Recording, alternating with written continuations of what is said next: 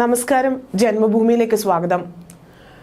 തകർന്നു കിടക്കുന്ന ടൂറിസം മേഖലയെ കരകയറ്റുവാൻ ഇന്ത്യ അല്ലാതെ മറ്റു വഴിയില്ല എന്ന് മനസ്സിലാക്കി രാജ്യം സന്ദർശിക്കാനൊരുങ്ങി മാലദ്വീപ് വിദേശകാര്യ മന്ത്രി മൂസ സമീർ.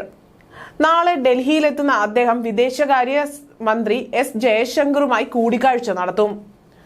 ഇരു രാജ്യങ്ങളും തമ്മിലുള്ള നയതന്ത്ര ബന്ധം ആടിയുലയുന്ന സമയത്താണ് സന്ദർശനമെന്നത് ശ്രദ്ധേയമാണ്. ഇന്ത്യൻ വിനോദസഞ്ചാരികൾ പൂർണ്ണമായും തഴഞ്ഞതിനെ തുടർന്ന് തകർച്ചയിൽ നിന്നും തകർച്ചയിലേക്ക് കൂപ്പുകുത്തിക്കൊണ്ടിരിക്കുകയാണ് മാലദ്വീപ് ടൂറിസം.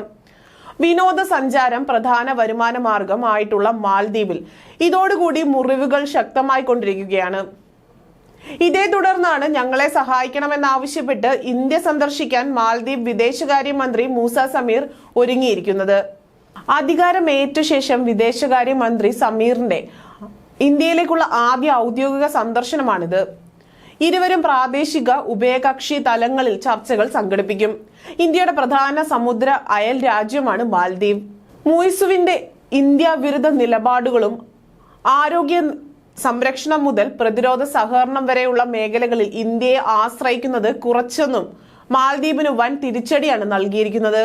ഇതിനെ തുടർന്ന് മാലദ്വീപിനെ ടൂറിസം ആശ്രയിച്ചു നിൽക്കുന്ന സമ്പദ് വ്യവസ്ഥയ്ക്ക് വലിയ തിരിച്ചടിയാണ് കിട്ടിയത്. പ്രധാനമന്ത്രി മോദിക്കെതിരെ മാലദ്വീപ് മന്ത്രിമാർ നടത്തിയ അധിക്ഷേപ പരാമർശത്തെ തുടർന്ന് ഇന്ത്യൻ വിനോദസഞ്ചാരികൾ മാലദ്വീപിനെ പൂർണ്ണമായും ഉപേക്ഷിച്ചിരുന്നു. ഇതേ തുടർന്ന് മാലദ്വീപിൽ എത്തുന്ന വിദേശ സഞ്ചാരികളിൽ 2ാം സ്ഥാനത്തുണ്ടായിരുന്ന ഇന്ത്യ കേവലം ഒരു മാസം കൊണ്ട് 5ാം സ്ഥാനത്തേക്ക് കൂപ്പുകുത്തി. ഇതോടെ മാലദ്വീപിന്റെ സമ്പദ് വ്യവസ്ഥയും ആടിയുലഞ്ഞു.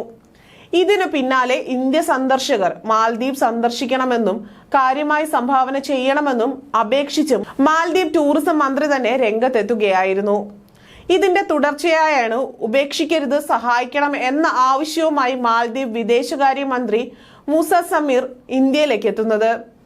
വിദേശകാര്യ മന്ത്രിയുടെ സന്ദർശനം ഇരു രാജ്യങ്ങളും തമ്മിലുള്ള ഉഭയകക്ഷി സഹകരണത്തിന് കൂടുതൽ ആക്കം കൂട്ടുമെന്ന് പ്രതീക്ഷിക്കുന്നുവെന്നും വിദേശകാര്യ മന്ത്രാലയം പുറത്തിറക്കിയ പ്രസ്താവനയിൽ പറയുന്നു. മാലദ്വീപിലെ ജനങ്ങൾക്ക് മനുഷ്യ സഹായങ്ങളും ഒഴിപ്പിക്കൽ സേവനങ്ങളും ചെയ്തിരുന്നത് ഇന്ത്യയായിരുന്നു. ഏകദേശം 80-ലധികം സൈനികരെയാണ് ഇതിനായി നിയോഗിച്ചിരുന്നത്.